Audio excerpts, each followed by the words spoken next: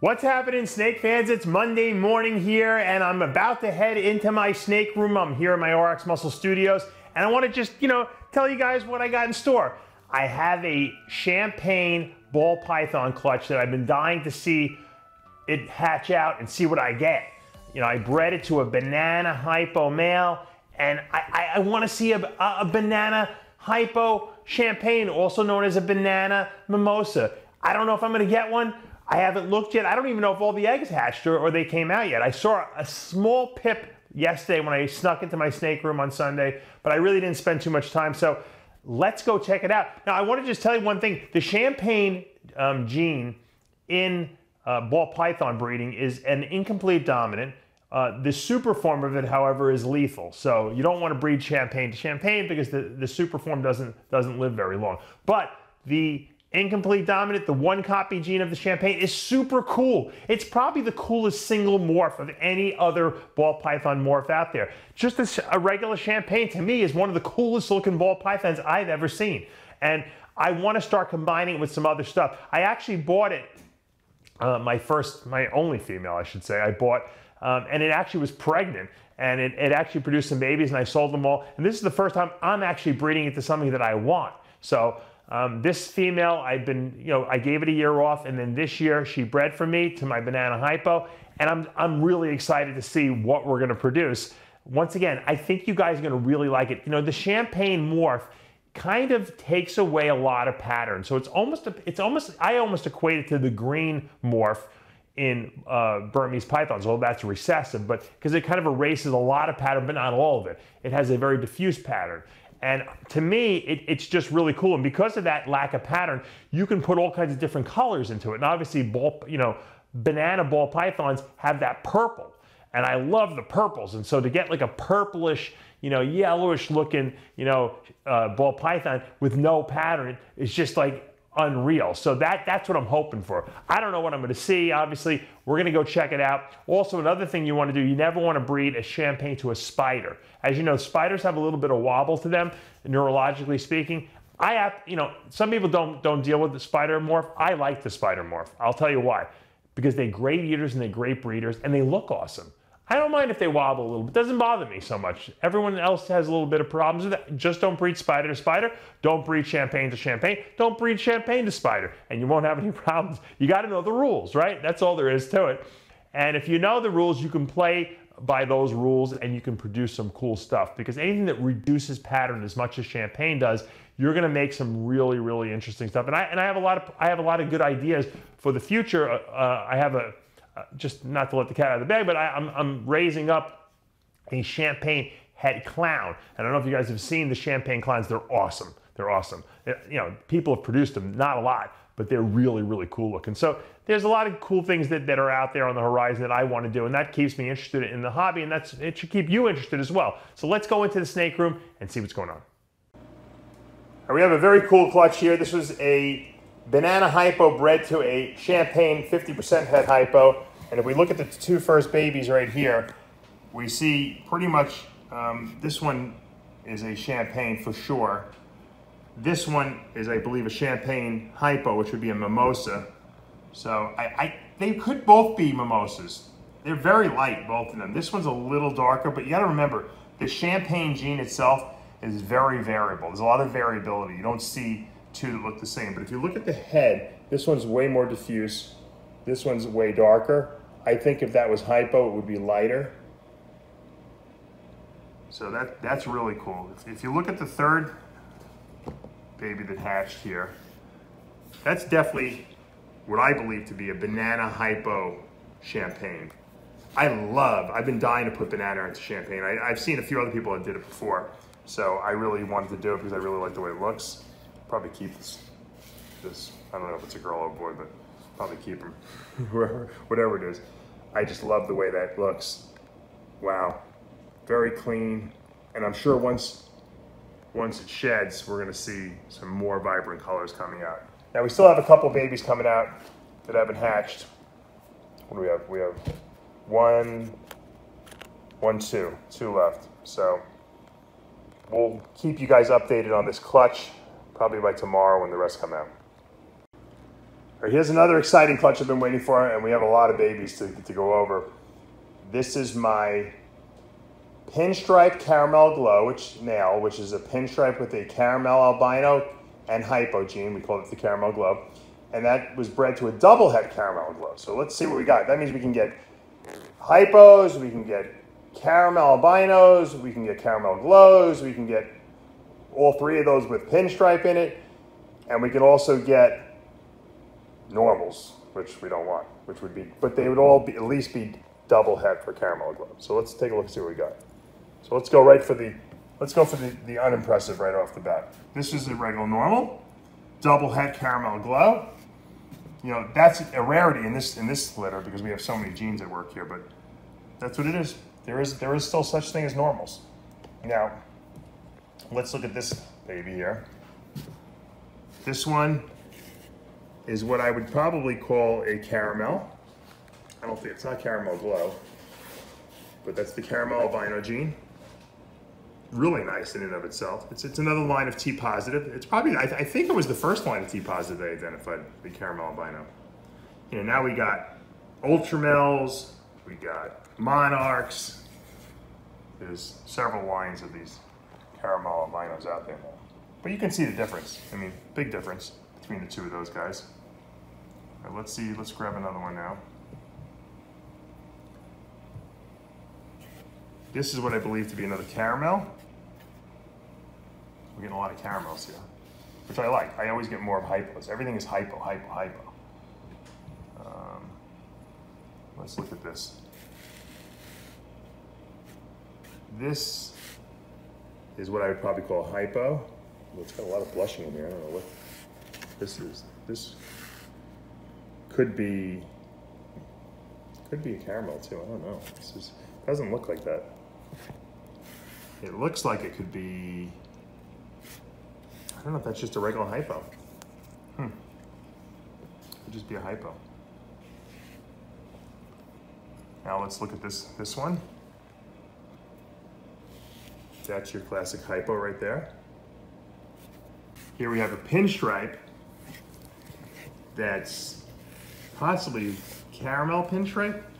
I don't know. These are tough to identify. We're gonna have to wait for some shedding out here. This is a tough clutch.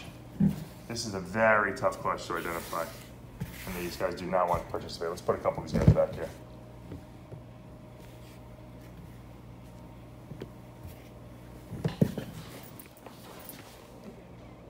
Okay.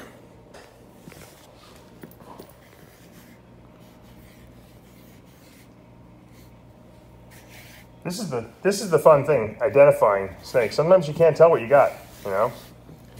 I like these two. Non-cooperators we have, non-cooperators. So maybe I can keep them in here and we can look at them in the egg box here. So we have definitely two caramel albinos right there that are trying to get out, desperately want to get out of this egg box. The pinstripe is definitely hypo. I don't know, it might be caramel glow. It might be a pinstripe caramel glow. It's very light. Once again, I really want to see it shed out. It definitely looks caramel pinstripe to me. I don't know if there's a hypo gene in there as well. I'll have to compare it to the papa a little bit after it sheds out. We got some definite caramels. We got some, I don't think we have any, I guess that would be a hypo right there. Right there is hypo. That looks hypo. And there's caramel. You can see the difference. They're close. And when you combine them together, you get a really noticeable caramel glow. I don't think I have a caramel glow here. But we'll see. Sometimes you can't make snap decisions. You know, I'll keep this and let these guys shed and shed and shed and shed and grow, and then I'll see what I got. You know, after a month or two, if you're not sure of what's going on, you'll know after a month or two. And sometimes it takes even longer. That's why sometimes people sell snakes too quickly and they give away, you know, the stuff that's way, way better than they thought they had. I do that with boas. I don't sell boas quickly because I'm always afraid I'm going to give away something that I don't know is in there. And you know what? Because I don't sell boas, and usually just because I'm too lazy to post them, a lot of times I found stuff that I never even knew I had. And then, you know, a year later, when they're yearlings, I'm like, oh my God, I hit exactly what I was looking for. I didn't even realize it. So I think we have hypo, caramel, hypo, pinstripe, maybe caramel glow there. We'll see. We'll keep you guys updated. All right, let's take a look at this clutch update here we're going to do. This was my lesser Orange Dream het albino, bred to an albino. And we got, you know, a lot of babies. We got a lot of normals that are just het albino. But then we hit 3 really nice ones. This is a Orange Dream het albino. I don't believe there's any lesser in there at all. Really, really nice orange though. Very, very clean looking. It almost looks like there's something else in there, which there isn't, but that I know of. Just really clean. If you're looking to get into this Orange Dream albino project, that's the snake to take.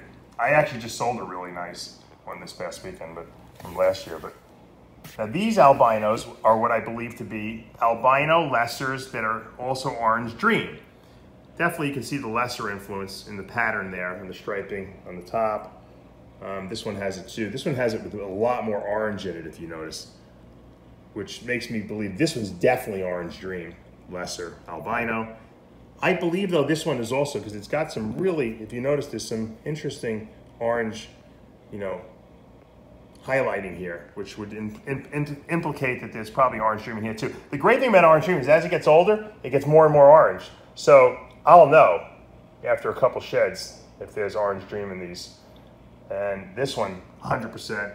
And once again, I believe they're both lesser Orange Dream albinos.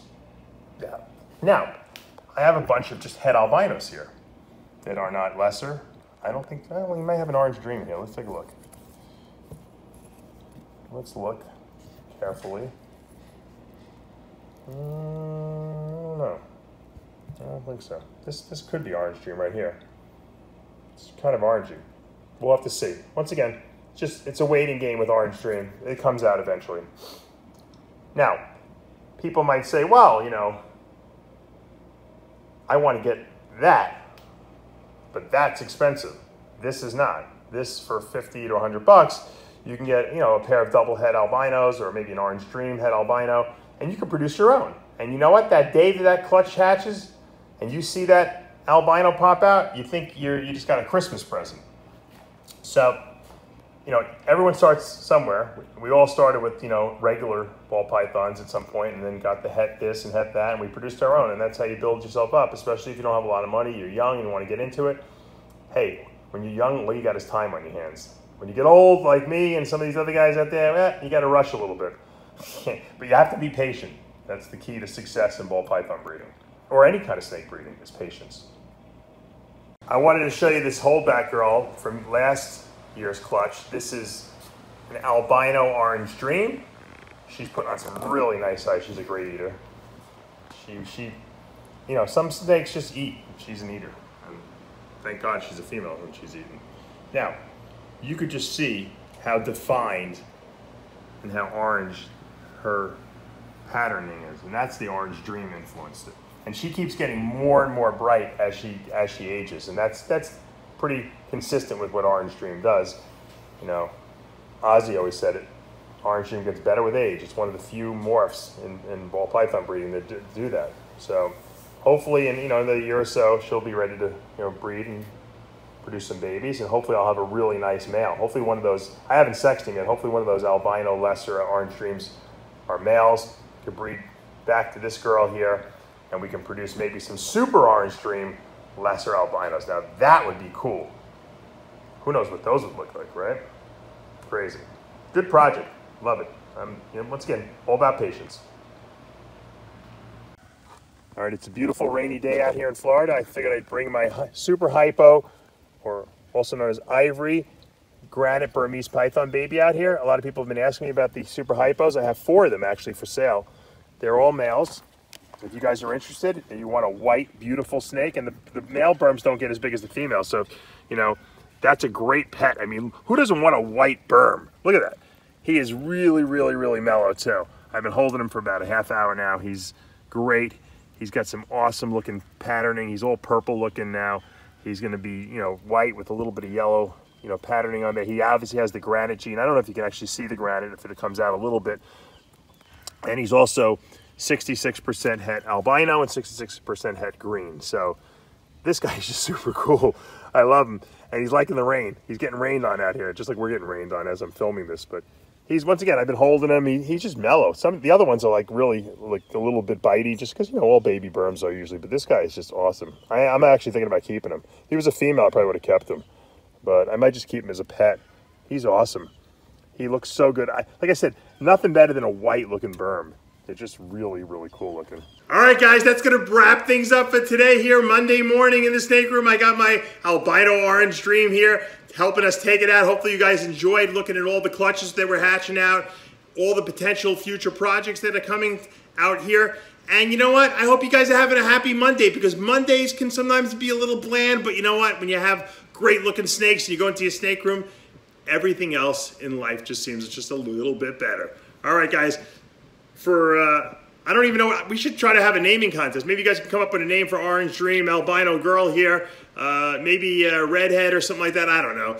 That's kind of silly, but you never know. Come up with some kind of name, put it in the comments below. If I like it, we'll name her and she'll be the official mascot of Muscle Serpents Daily. I'm Dave Palumbo. Make sure you subscribe, hit the like button, turn on your notifications. We'll see you back tomorrow morning.